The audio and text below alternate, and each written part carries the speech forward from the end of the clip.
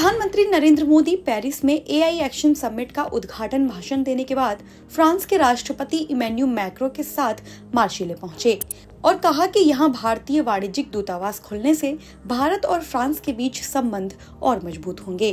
तो वहीं फ्रांस ने पुष्टि की कि भारत अगले एआई शिखर सम्मेलन की मेजबानी करेगा, जब प्रधानमंत्री मोदी ने रुचि दिखाई। भारत ने फ्रांस को एआई पर अपनी पहल के लिए पूर्ण समर्थन का आश्वासन भी दिया। प्रधानमंत्री ने पेरिस में भारत फ्रांस सीईओएस फोरम में भी बात की, जहां उन्होंने दोनों देशों के व्यवसायों के बीच साझेदारी को प्रोत्साहित किया।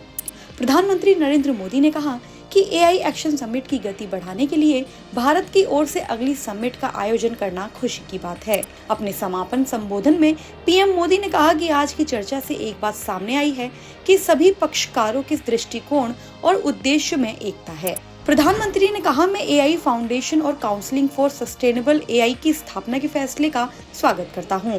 उन्होंने कहा, मैं इन पहलों के लिए फ्रांस और मेरे प्रिय मित्र राष्ट्रपति इमैनुअल मैक्रों को बधाई देता हूं और हमारे पूर्ण समर्थन का आश्वासन भी देता हूं। प्रधानमंत्री ने एआई के लिए वैश्विक साझेदारी बनाने का सुझाव दिया।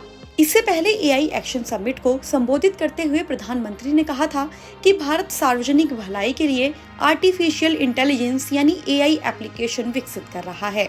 देश के पास दुनिया का सबसे बड़ा एआई टैलेंट पूल है। इसके साथ ही उन्होंने आगे कहा कि भारत अपनी विविधताओं को देखते हुए अपना स्वयं का लार्ज लैंग्वेज मॉडल बना रहा है।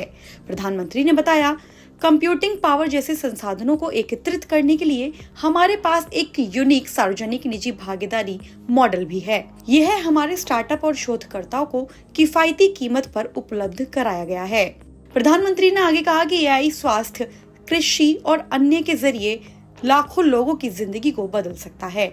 यह एक ऐसी दुनिया बनाने में मदद कर सकता है जिसमें सतत विकास लक्ष्यों की यात्रा आसान और तेज हो जाएगी। एआई के कारण नौकरियां खत्म होने की बहस पर प्रधानमंत्री ने कहा कि इतिहास गवाह है कि टेक्नोलॉजी के कारण काम खत्म नहीं होता है। उन्होंने आगे कहा, नौकरियों के प्रकार बदल जाते हैं और नई तरह की नौकरियां पैदा होती हैं। हमें इसके लिए स्किल और रीस्किलिंग में निवेश करना होगा, जिससे एआई से संचालित होने वाले भविष्य के लिए लोग तैयार हो सकें। देश और दुनिया की बाकी खबरों से अपडेट रहने के लिए बोले भारत को सब्सक्राइब करें।